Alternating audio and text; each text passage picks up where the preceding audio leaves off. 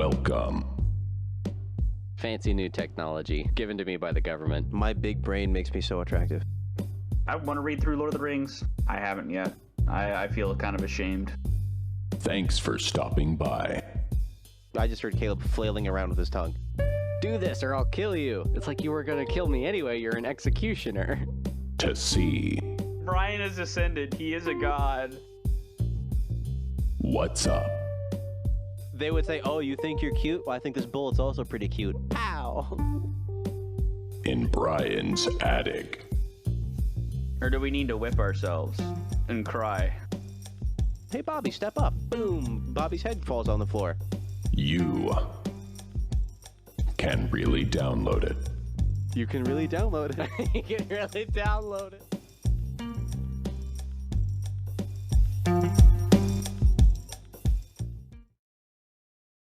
All right, let's see. Is Andrew's recording? We're all recording. That's great. Welcome to Brian's attic. I'm Brian. I'm Andrew. No, I'm Andrew. No, but then Caleb has to say he's Caleb. I'm Caleb. I'm Squidward. Hi, I'm Squidward. I'm Squidward. I'm Squidward. I'm Squidward. I'm Squidward. Squidward. Is that copyrighted? No.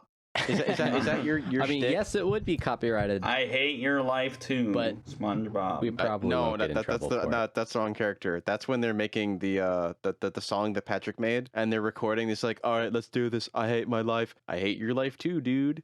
Yeah, that's who's the smartest I don't person in remember Bikini that part. Bottom? We had to get to the bottom of this. They're all stupid. Doesn't matter. No, but who would be the most intelligent? I want to pick Oh Brian's man, brain. that's a good question.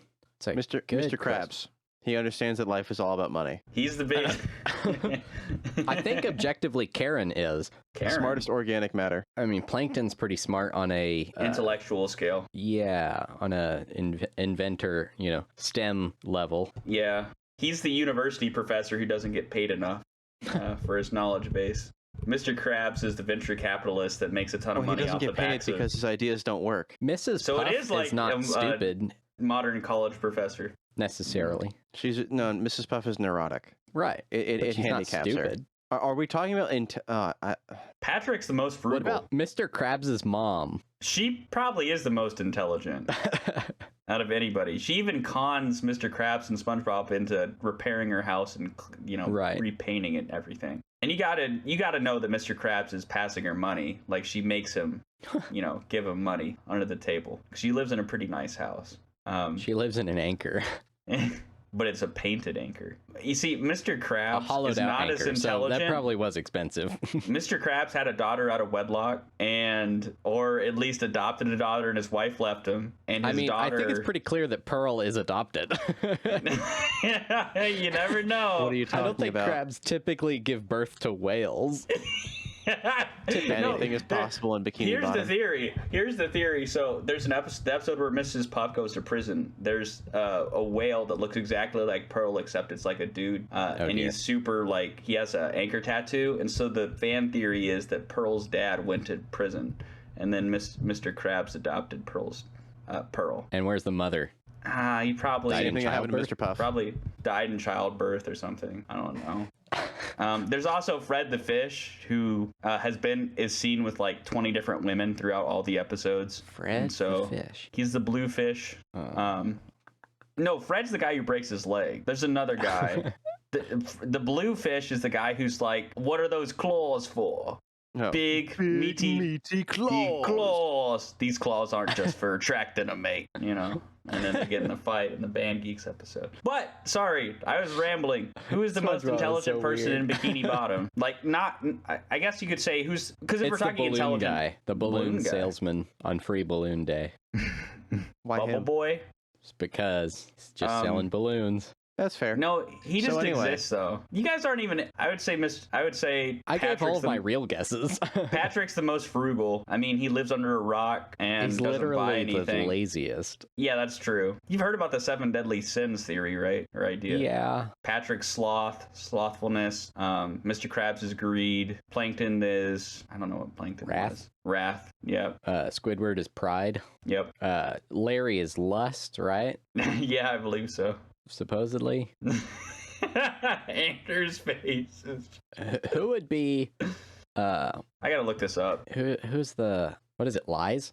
It's not just lying. Envy. And envy? Okay. Okay, here we go. I got it. Now Squidward would be envy. Pearl Sandy is would probably be lust. pride. Patrick is sloth. Pearl. Mrs. Puff is gluttony. Squidward is wrath. What? Mr. Krabs is greed. Plankton is envy. And Sandy is pride. Oh, this one has. You could do just if you. It would have to be the main characters, the ones that show up. Like Pearl isn't in most episodes, though. I guess there's a lot of characters that are in most episodes. This one has Gary as gluttony. Wouldn't the greasy dude who he orders the Krabby Patty and SpongeBob like The Krabby Patty, the double deluxe Krabby Patty? Yeah. Yeah, Bubble you Bass? forgot the pickles. Extra Yeah, pickles. that's Bubble Bass. Yeah, Bubble Bass. Bubble Bass, yeah. Would he be gluttony?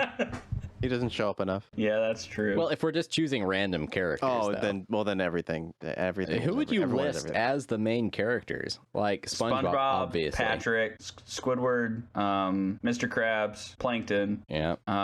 Sandy, and Gary. That's probably the list. Yeah. Mrs. Anyway. Puff shows up pretty frequently. And she's always...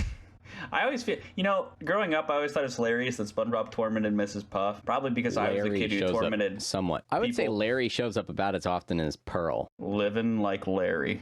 What? No, there was a whole episode devoted to SpongeBob wanting to live like Larry. It's basically a YOLO phrase, Uh-huh. the equivalent. I'm not sure I'm familiar with that episode. Must have been when the show went downhill. So on to the next topic, because Andrew's clearly not interested in discussing SpongeBob SquarePants.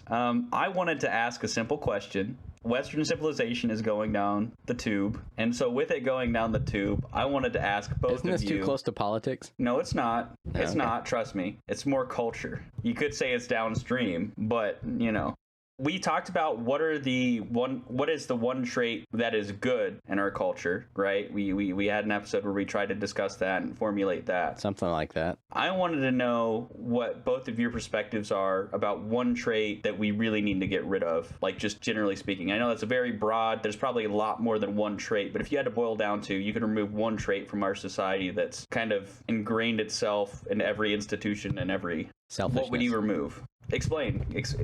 Just give a full explanation on. If people actually thought of other people instead of themselves, most problems would be solved. Because bound up in your selfishness is your pride and your lying and your greed and your lust. Because it's what you want, not what others. No, not what's best for society.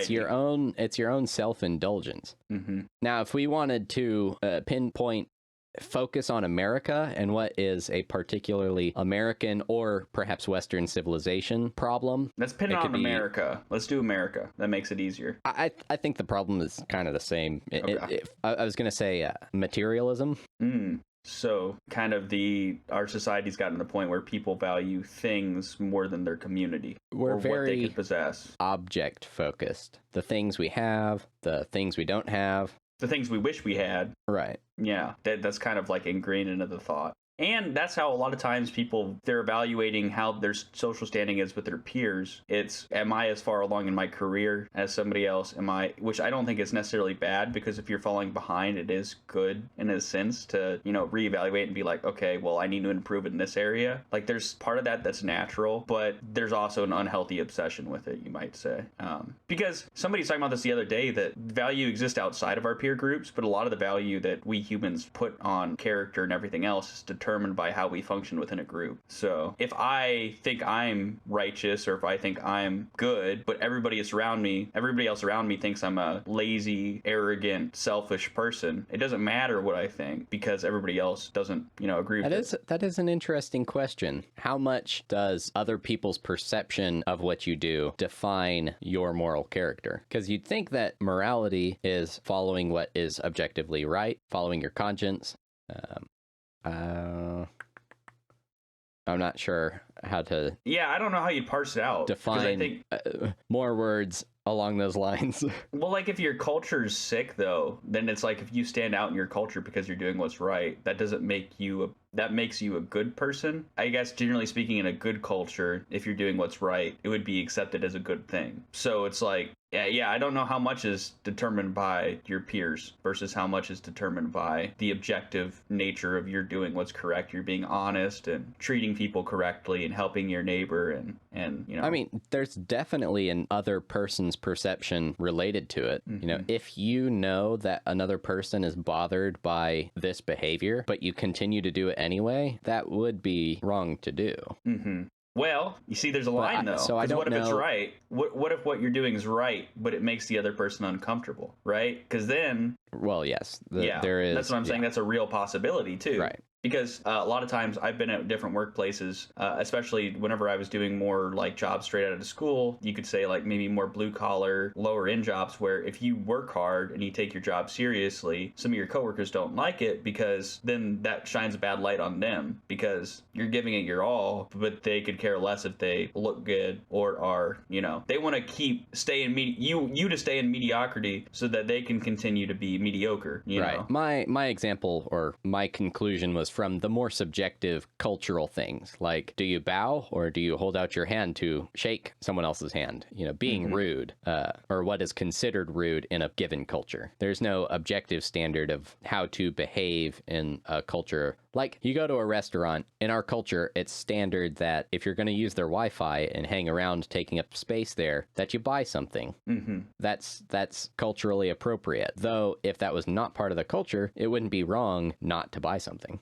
Andrew, so I just wanted to, I know you've been listening intently, but I just wanted to see like if you kind of agree along the same lines as far as that being something that would be extremely helpful if that was removed. Again, we don't have a magic wand, so it's not like we're going to be able to just make our culture swing one way or the other, but just wanted to pick your brain on it. Selfishness is just a trait. I think very few people, if asked, would disagree that the contemporary conception of selfishness, which would be actions taken that benefit oneself at the expense of others, would be a bad idea to get rid of. I think most people would agree that that's probably a socially pathological behavior.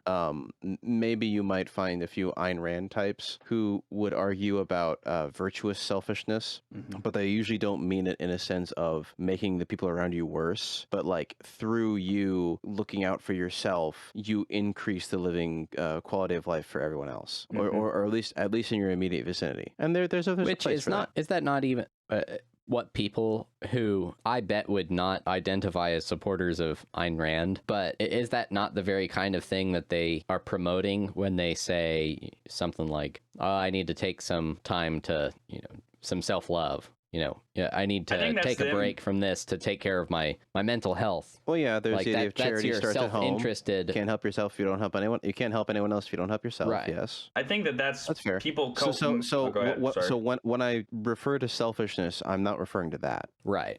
So if you want to say it's bad, if it'd be good if we got rid of selfishness because selfishness is bad. Yeah, I agree. The guy who is taking advantage of someone else or simply does not care for another person's needs or desires. Yes, I agree. If that person stops doing that, we would all probably be better off because those sorts of negative values, I guess is just the phrase I'm going to use to describe them. Those kinds of negative values and actions they're vicious cycles.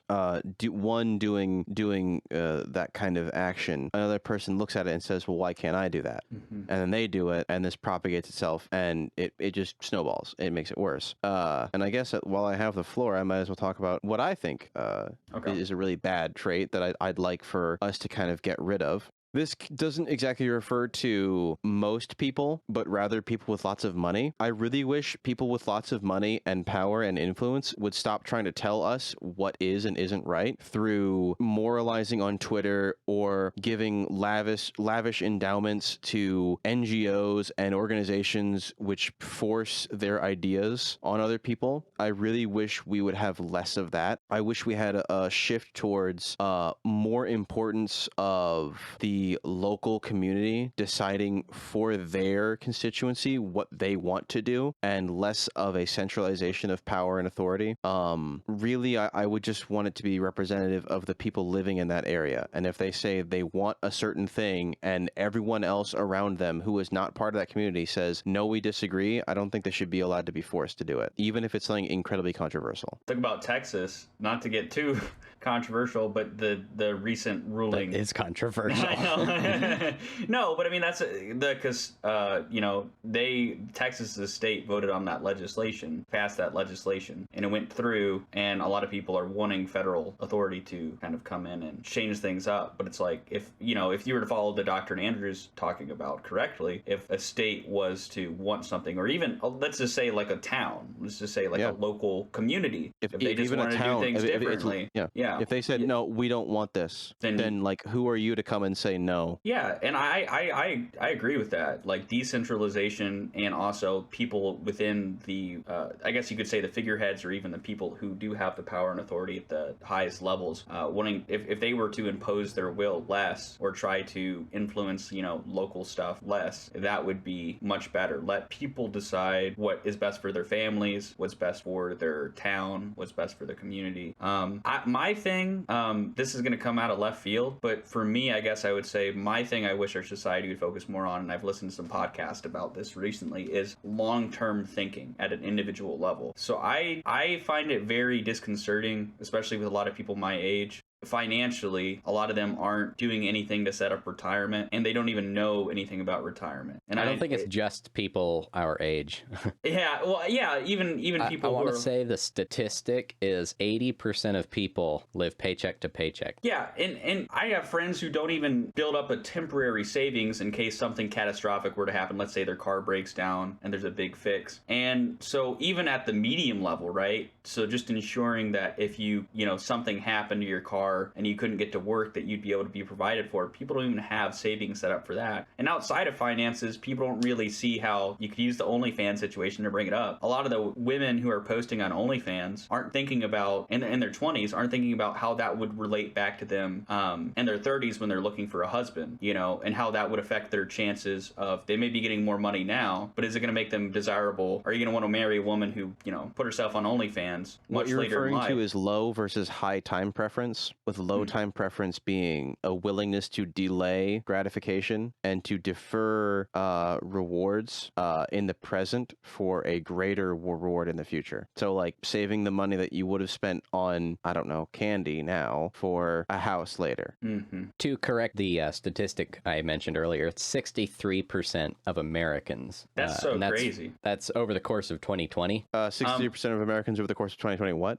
Are living paycheck to paycheck. We're living paycheck to paycheck. There was a high statistic. I forgot what it was. Okay. It was 78% of workers live paycheck to paycheck in 2019, January 2019. The other statistic I saw recently was that there was, I believe it was like 60 to 70% of people who make over $100,000 a year were still living paycheck to paycheck. And that was the one that shocked me, because I was thinking, even people who are making much more money, you could say, than average, almost now, twice also, that as would much as depend on average. where they live. Yeah. Yeah, obviously. $100,000 isn't going to go nearly as far in Los Angeles. Yeah, for sure. Your commute is going to be an hour long, and gasoline is $4 a gallon. Of course, you're driving a Tesla, so... Yeah, but it's just, I think long-term thinking in general. So you could think about with family planning, you could think about financially, you could think about as far as fitness, like I'm going to get a burger now. Again, it's just gone. It's absent, and nobody's talking about where do you want to be in 10 years, 15 years, 20 years from now? What do you want to be doing 15, 20 years from now? It never even gets brought up in conversation. If anything, people say get what you want now while the getting's good. And I really think that's could argue harmful. That is included in my selfishness choice.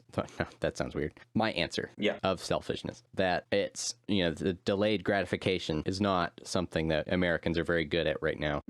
If they were capable of doing that, they'd be able to provide for children sooner, perhaps. things of that nature, where the selfishness can play a role in that, immediate gratification lifestyle. What's odd is a lot of people my age I've found in their early 20s that I've talked to, and again, I just have a small sampling pool, they want to have families, they want to have kids, but they don't understand that there's the stage in between where you save up, where you build up, where you invest in your career, where you put time into improving yourself in order to get to that stage. It's just, and again, it's part of that instant gratification. It's like, I want it now. But it's just, it's... Regarding your whole, it feels like that doesn't get brought up, even the idea of saving.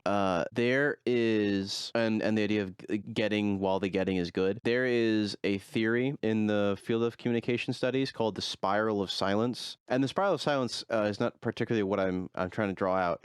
That refers to you realize that no one else in the room agrees with you, so you just decide to say less and less. So it feels like there's a more unanimous consensus, but it's really just people who don't agree are just not talking. Mm-hmm. And one of the central ideas of the theory is that people have a sort of political sixth sense, or maybe political is the wrong word. They just know when, they can just tell when someone does or doesn't agree with them by what they choose to and what they choose to say and not say. I think that also applies to people when they look at the behavior of people in public life, which I guess now would be people who are the elites, who are very famous, and politicians and all of that, who are in and steadily within the public consciousness. I think they are picking up on the fact that, in my opinion, I think they're picking up on the fact that our elites really don't care about the country anymore, and that they're looking at it as simply a way to extract wealth and resources. Mm-hmm. And so they say, okay, well, if that's what they're doing, and that's what they're doing to the country, why should I sit here and be the person who's trying to stably build a future? Because what that is basically just being a sucker. Mm-hmm. I'm just being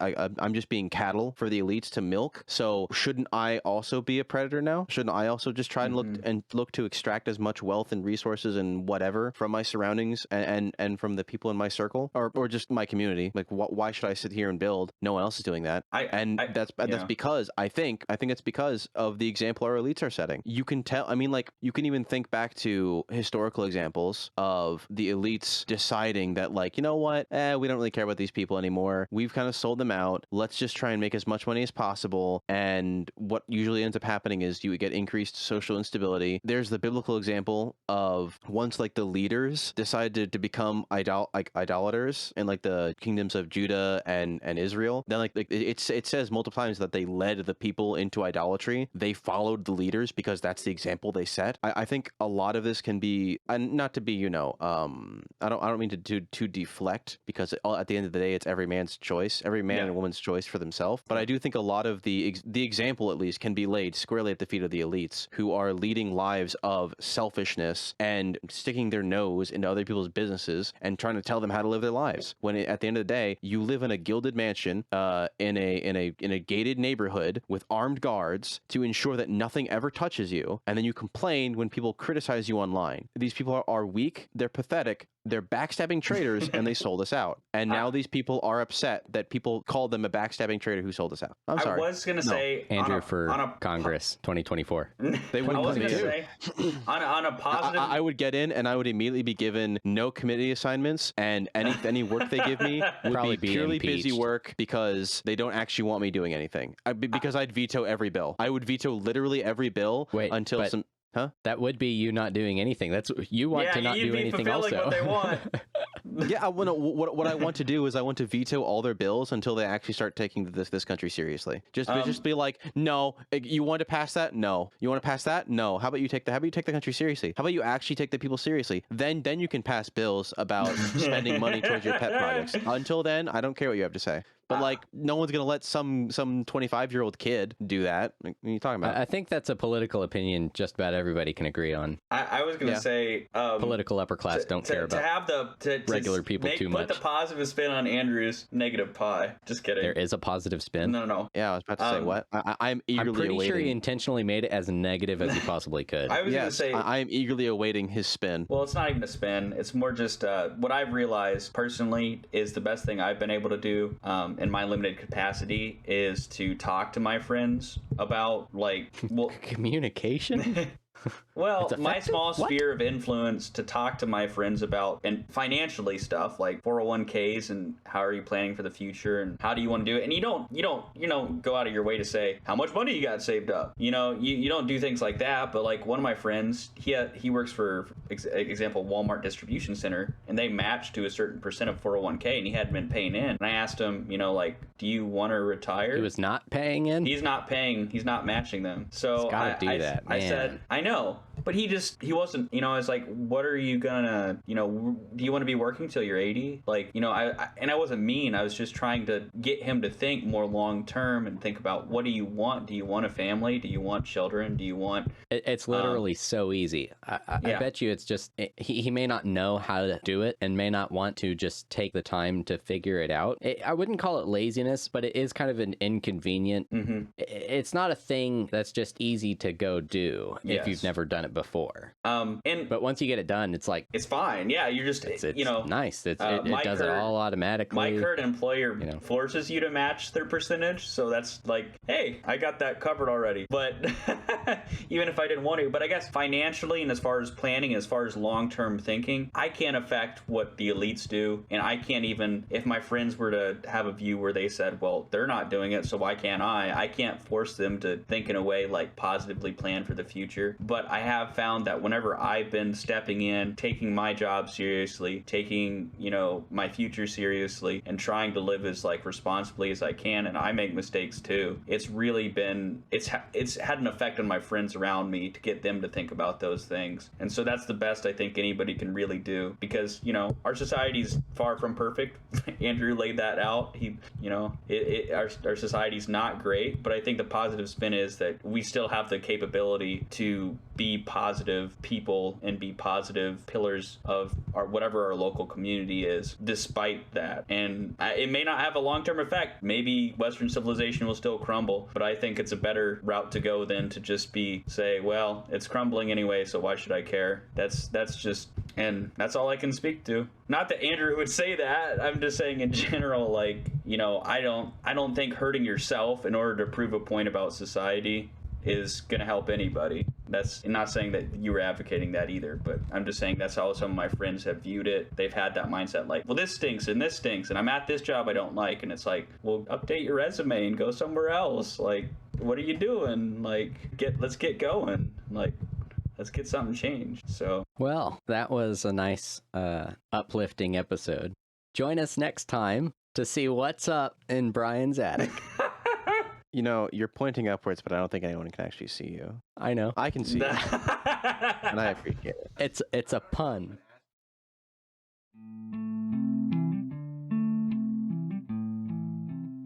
Thank you for listening to this episode of Brian's Attic.